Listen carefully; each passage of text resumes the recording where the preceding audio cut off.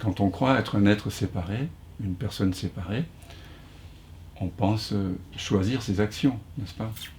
Vous pensez peut-être avoir choisi de venir ici. Oui, j'ai eu la pensée de venir passer ce week-end là, dans le 19e arrondissement. J'aurais pu aller en forêt, j'aurais pu aller danser, j'aurais pu ceci, cela. Mais est-ce que vous choisissez vos pensées? Est-ce que la pensée, je vais aller faire ce week-end avec mes amis pour partager la nature de la réalité, est-ce que cette pensée ou ces pensées, vous les avez choisies avant qu'elles n'arrivent, ou est-ce que simplement vous avez été témoin d'un certain nombre d'images, d'imaginaires, puis à un moment donné, le corps peut-être s'est mis en mouvement pour passer un coup de fil, ou écrire un mail, ou un SMS, etc. Regardez bien, parce que ce simple questionnement-là peut suffire à faire en sorte que le château de cartes, là, de vos représentations, tombe d'un coup. Est-ce que vous choisissez vos pensées avant qu'elles n'arrivent, ou est-ce que simplement vous les contemplez arriver?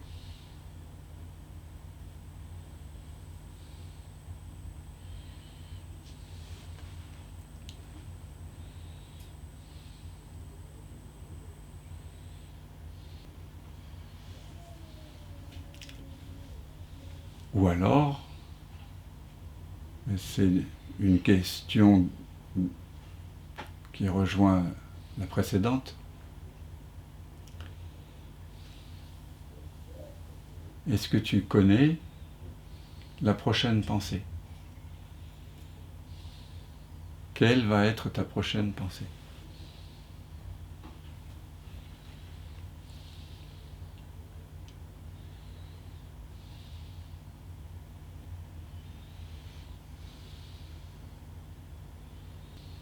Connaissez-vous à l'avance la pensée qui va surgir?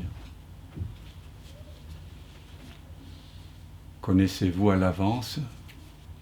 Est-ce que Bruno, tu savais que tu allais mettre tes deux mains dans la poche à l'avance?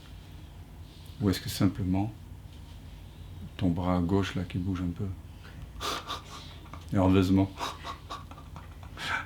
Est-ce que tu savais qu'il allait bouger comme ça? Ou est-ce que simplement tu en es le témoin? Ah, j'en suis. Mais il y a quand même un fil fort d'illusion de se dire qu'il y a quand même un décideur. Oui. Est-ce que cette pensée que tu viens d'exprimer en mots, tu l'as choisie en avance? Non, non. Non, mais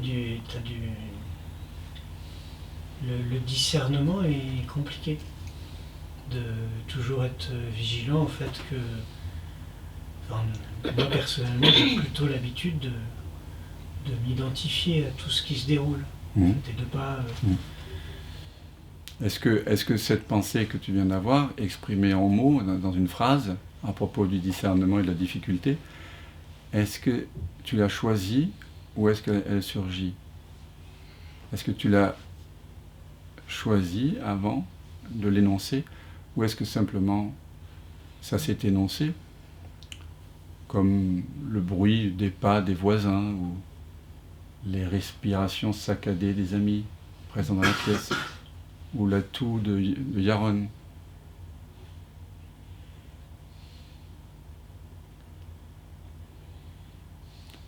Est-ce que cette pensée était plus prévisible à l'avance que ce que je suis en train de dire? Non? Non. Regardez bien. Regardez bien. Est-ce que vous connaissez quelle va être votre prochaine pensée? Yaron, est-ce que tu connais ta prochaine pensée?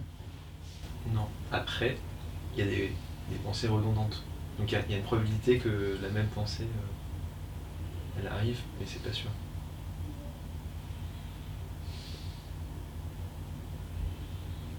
J'ai l'impression. Mhm. Est-ce que ce que tu viens de dire, tu savais que tu allais répondre comme ça à l'avance?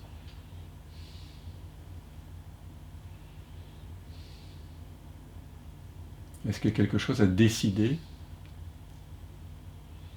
avant de dire ce que tu as dit, de dire cela, ou est-ce que lorsque ça a été dit, il y a eu la pensée transparente qu'on ne voit pas, c'est moi qui pense cela.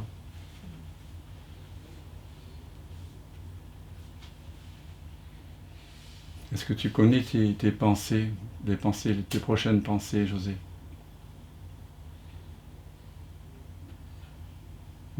Et Charlotte? Non. Rachida? Qu'est-ce qui se passe lorsque je vous pose ce genre de questions? Lorsqu'on se pose ensemble ça, qu'est-ce qui se passe, France? Est-ce que tu connais ta prochaine pensée? Non. Mais ça m'interpelle, parce que je me dis pourquoi je suis là, alors, du coup. Ah, pourquoi je suis là? Est-ce que tu avais prévu à l'avance de te poser cette question et de te sentir interpellé, ou est-ce que simplement ça surgit? Non, ça surgit.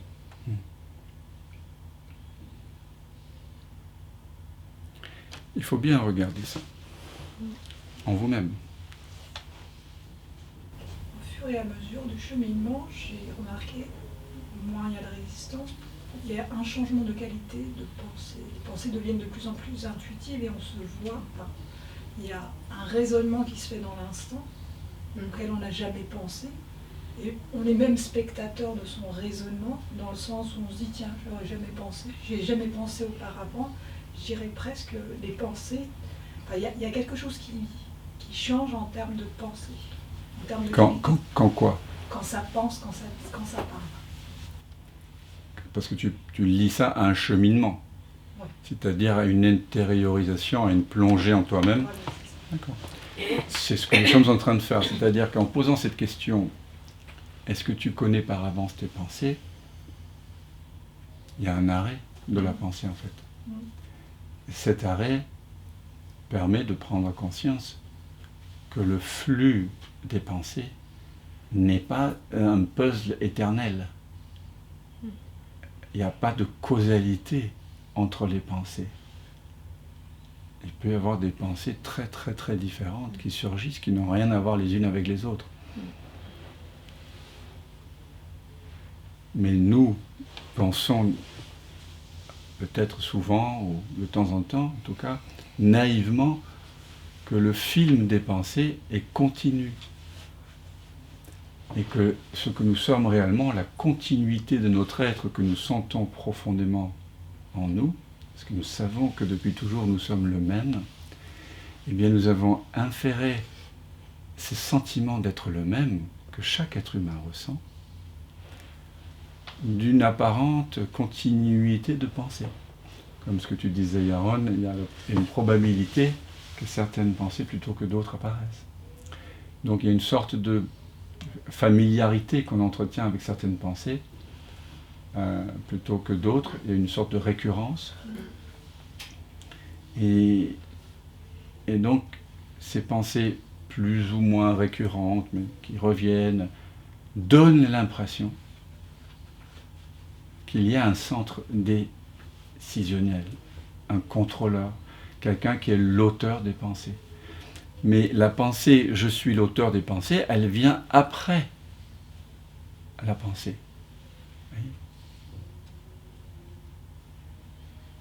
C'est juste une autre pensée. La pensée « je suis l'auteur de mes pensées », c'est une pensée, n'est-ce pas? Où est cet auteur des pensées? Pouvez-vous le désigner? Y a-t-il un penseur, un contrôleur? Et y a-t-il un auteur?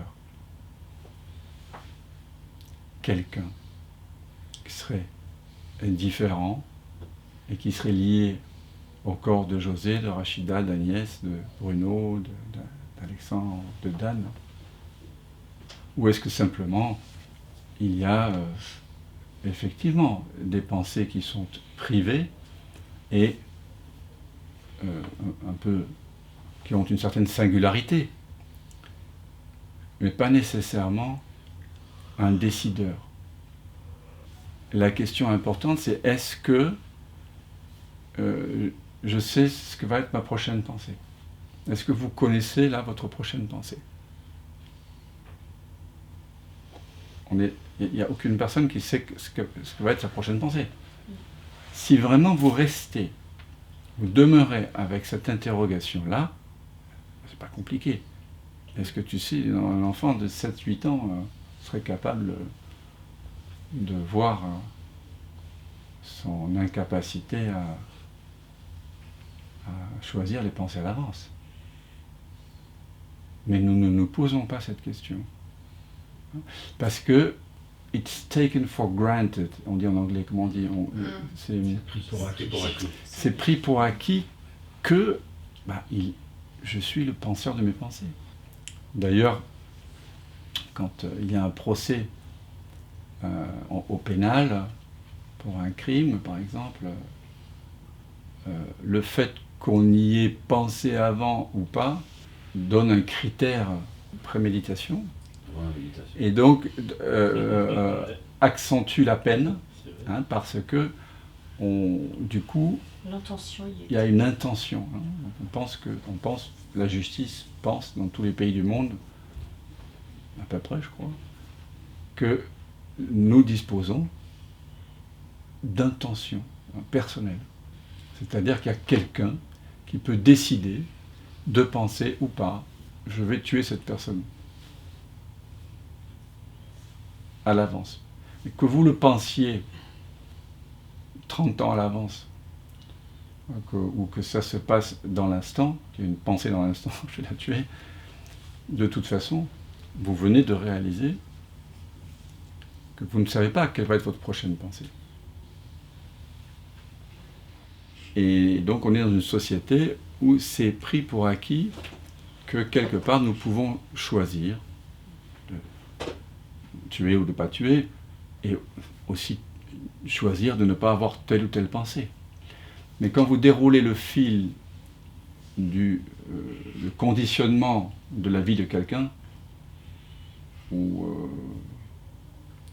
de n'importe quoi d'ailleurs, vous voyez bien qu'il y a une infinité de causalités qu'on pourrait dérouler à l'infini, dans l'infiniment petit et dans l'infiniment grand, pour arriver à expliquer chaque pensée, chaque production chimique, électrique qui amène telle pensée.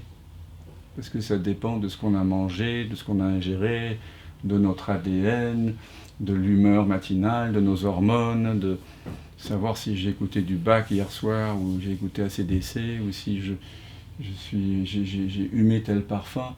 Tout ça, c'est une complexité phénoménale.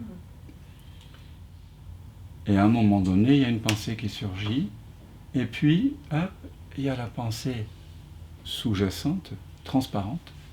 C'est moi qui l'ai pensée. Et ça, c'est la souffrance.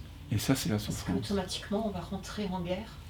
Parce que bien sûr, si on choisissait ses pensées, je sais bien ce que je choisirais, quoi. Et c'est pas le cas. Tu choisirais quoi? Les meilleurs. Donc, mais les meilleurs pour toi, c'est pas les meilleurs pour les bien autres. Bien sûr. Et ouais, c'est... La souffrance, après, c'est cet éloignement vis-à-vis de soi-même. C'est ça. On voit la pensée qui se produit, donc, et puis... ça ne devrait pas être comme ça. Et ça peut être quelque chose qui est constant. C'est pareil, comme quelque chose de très transparent, avec quoi on vit, mais on continue aussi. Exactement. C'est cette idée que je ne devrais pas avoir telle pensée, ou je devrais avoir telle pensée. Et donc la lutte, elle commence déjà là, quand on nous apprend qu'on est responsable de nos pensées, qu'on est l'auteur de nos pensées. Ça commence très très tôt, dans l'enfance. Ça serait l'idée de... Enfin, c'est une pensée qui s'identifie à une pensée, la pensée que je suis quelqu'un, l'idée du moi qui s'identifie, mais il y a quand même quelque chose en amont qui observe tout ce... et qui participe dans le sens où c'est un jeu quelque part. Oui, on pourrait dire ça. Alors la pensée, oui, la pensée ne s'identifie pas, mais elle énonce une idée en fait. Et cette idée, elle est crue. C'est-à-dire que c'est un peu comme si cette présence qui est là et qui ne juge pas, momentanément s'oubliait lorsque certaines pensées sont là. Et donc, nous sommes ici pour nous rappeler, ensemble, à ce qui en nous ne change pas, justement, qui est toujours là, et qui est spectateur des pensées, des sensations et des perceptions. Il y a quelque chose en nous qui est simplement là, qui enregistre, qui est conscient. Des pensées, des images, des désirs, des peurs, des sensations, des émotions, du corps, du mental, du corps et du monde. Quelque chose qui n'est pas partie prenante dans le spectacle. Quelque chose qui ne veut rien, qui n'a pas de désir, qui ne préfère pas une pensée ou une autre, qui écoute, qui est simplement présent et conscient. Maintenant, ici, toujours. Quelque chose qui écoute ces mots, qui écoute ces sons, qui écoute les sensations, qui écoute les pensées, mais qui ne veut rien, n'a pas de préférence. C'est le témoin. On pourrait appeler ça le témoin, oui. Hein? On ne sait pas encore très bien ce que c'est, mais c'est conscient.